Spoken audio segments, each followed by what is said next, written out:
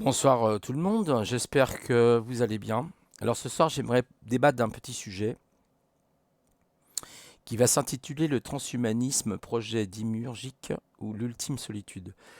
Alors c'est suite à la lecture d'un article sur Nexus très intéressant qui parle justement de ce qu'est le transhumanisme et comment ces apôtres, on va dire, du transhumanisme nous font la pub extraordinaire en nous disant que effectivement on va être augmenté, on va être réparé. Alors pour remettre le contexte un petit peu, on pourrait parler d'abord de cette mythologie, cette légende, où vous aviez Prométhée qui, par défi, devant Zeus, le dieu des dieux, prend la boue et à partir de cette boue, crée l'homme. Jusque-là, c'est quelque chose qui paraît presque naturel parce que cette boue, figurez-vous, elle fait partie de nous, de cette nature. Et puis Zeus a continué dans son cheminement, enfin notamment Prométhée, en prenant donc la lumière et le feu et en le donnant à l'homme, c'est-à-dire la connaissance, etc. Et vous avez eu à un moment donné des apôtres qui sont arrivés, que j'appellerais les apôtres du transhumaniste, et qui ont donc propagé ce message en disant il serait bien effectivement que l'homme puisse évidemment devenir immortel et atteindre donc l'immortalité et augmenter ses propres capacités, c'est-à-dire le transformer. L'homme ne serait plus l'homme tel qu'on l'a connu, c'est-à-dire Homo sapiens, il serait un nouveau type, un homo par exemple transhumaniste. Mais est-ce que cela est-il raisonnable? C'est toute la question qu'on pourrait se poser. Est-ce que réellement les arguments pour le transhumanisme peuvent nous apporter plus de joie, de vie? Euh, Est-ce que franchement, être dans le transhumanisme, c'est-à-dire une rationalité pure, car vous serez dans une rationalité pure, et ceux qui pourront en plus se permettre ce genre de progrès technologique seront les personnes qui seront les plus aisées, vous avez bien compris, comme d'habitude. Et c'est ce que dit d'ailleurs cet article-là, il en parle très très bien. Et donc, pour l'apôtre, je dirais, les apôtres même de ce transhumanisme, ça serait vraiment extraordinaire. Savez-vous qu'une société comme Calico, je crois, qui fait partie de Google, promet que d'ici 2045, l'homme aura atteint l'immortalité. Ce qu'ils veulent, c'est l'immortalité du corps et de l'esprit. Et que d'autres sociétés, je crois qu'Elon Musk fait partie un peu de ces sociétés, promettent le Neuralink d'ailleurs d'Elon Musk, mais notamment une autre société qui, je ne me souviens plus du nom par contre, bon, c'est pas grave, qui promet un téléchargement de l'esprit. C'est-à-dire qu'on upload l'esprit, on va télécharger l'esprit de l'homme dans une machine numérique, un ordinateur quantique par exemple, et il pourra vivre éternellement, enfin dans une espèce d'immortalité numérique. Ouais, ouais. Un choix plutôt mitigé, trouvez-vous pas? Mais tout ça, c'est pour dire voilà que tous ces apôtres donc du transhumanisme, c'est un projet de génisme presque pour moi, parce que c'est vouloir retirer ce qu'est l'homme en réalité. Est-ce que les apôtres du transhumanisme, par exemple, se sont posé la question suivante? Est-ce que l'homme est simplement un être de chair et de sang? N'est-il pas autre chose qu'un être de chair et de sang? Ne serait-il pas un être justement psychique, spiritus, fait de prana, de souffle, et en plus d'une intelligence extraordinaire s'il apprendrait à développer ses pouvoirs, si l'homme pouvait développer ses propres pouvoirs qui lui sont inhérents, intrinsèques, alors il pourrait atteindre des choses extraordinaires.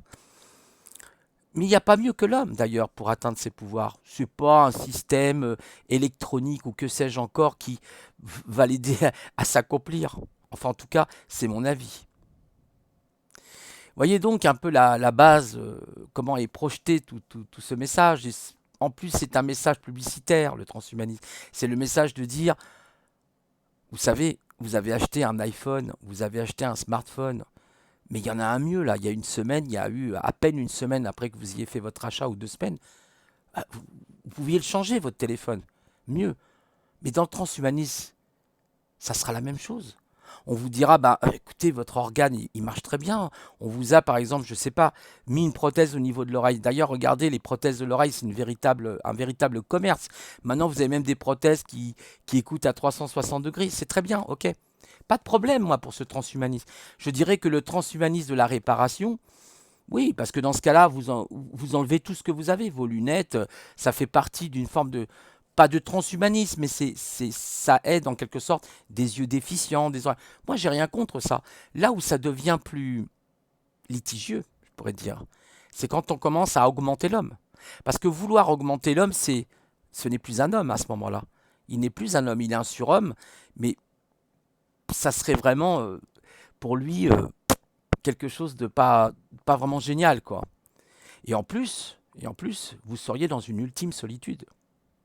Parce que à partir du moment où vous êtes devenu un être transhumaniste, hein, vous avez plein pouvoir sur vous. Vous êtes comme une espèce de super-héros. Bah, vous n'avez plus besoin des autres quasiment. Vous êtes dans votre solitude, dans votre ultime solitude, et voilà. Il n'y a plus besoin de collectivité.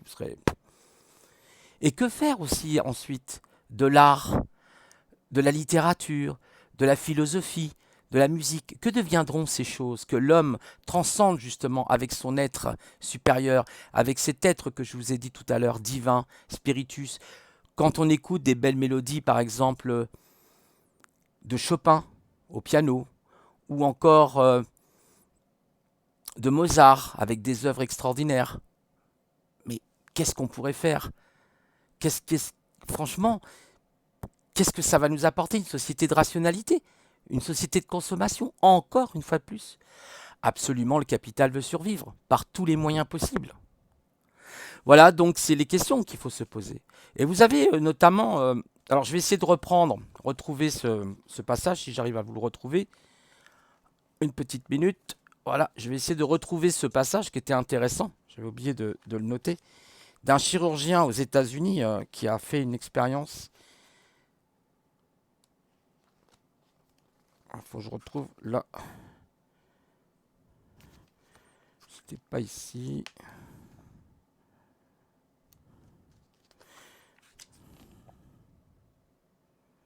Voilà, c'est à partir de là. Donc peut-être même je peux vous lire ce paragraphe.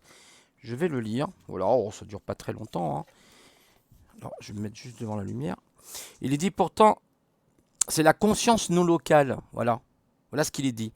Pourtant, il nous vient effectivement à l'esprit les expériences de plus en plus observées par des scientifiques, il est dit, hein, et qui concernent les EMI, c'est-à-dire les expériences de la mort imminente.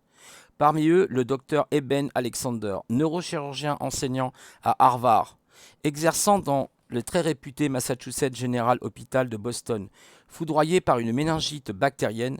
Au-delà du récit étonnant qu'il fait de son expérience, l'intérêt est que son témoignage corrobore d'autres faits démontrant que certains sujets, reconnus morts cliniquement, demeurent conscients hors du corps. Et ce, insistons alors que le cerveau ne fonctionne plus. Pin Van Lemon émet l'hypothèse que la conscience n'est pas localisée dans le cerveau, qui survivait effectivement alors d'interface, qui servirait alors d'interface à celle-ci. Un peu comme un poste de télévision, les consciences seraient effectivement des champs interconnectés par lesquels le temps et l'espace n'existeraient pas. Cette découverte de la non-localité de la conscience corrobore complètement les déclarations de plus en plus nombreuses et concordantes issues des recherches en lien avec la physique quantique et post-quantique, émises par les physiciens de plus en plus en pointe, comme Philippe Bobola, Philippe Guillerman ou encore Nassim Haramein. De même que ces outils, effectivement, de réception, télévision, téléphone, etc., reçoivent de l'information mais ne la produisent pas, le siège de la conscience serait extraneuronal. Sans compter qu'il donne raison aux diverses métaphysiques et traditions spirituelles dont l'hindouisme, le taoïsme, le chamanisme, etc., envisageaient l'existence d'une âme, d'une conscience immortelle, dont non conscrite dans un corps.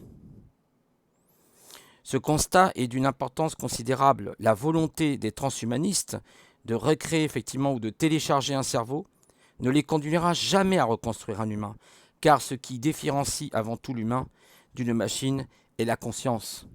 Voilà, je pourrais continuer.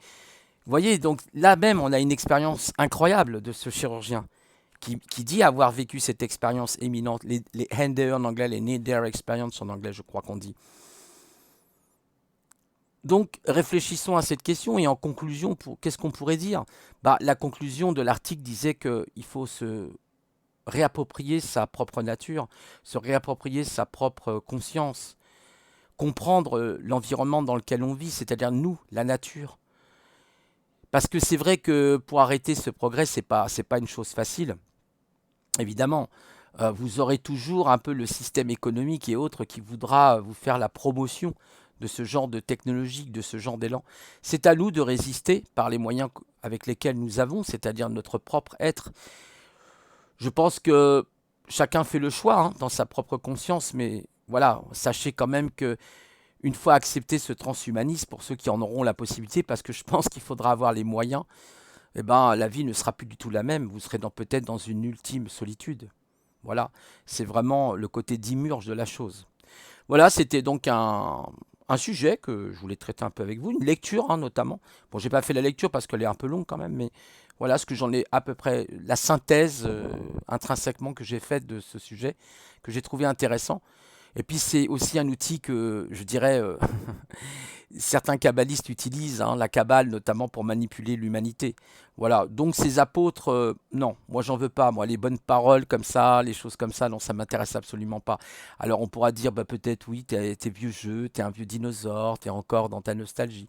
Bah c'est pas grave, hein, chacun fait le choix de son propre corps, de son propre esprit. À chacun il appartient de faire ses choix. Voilà, bon, je vous souhaite sinon bah, à tous une bonne soirée parce que voilà, il est tard. Et je vous dis à une prochaine fois. Au revoir.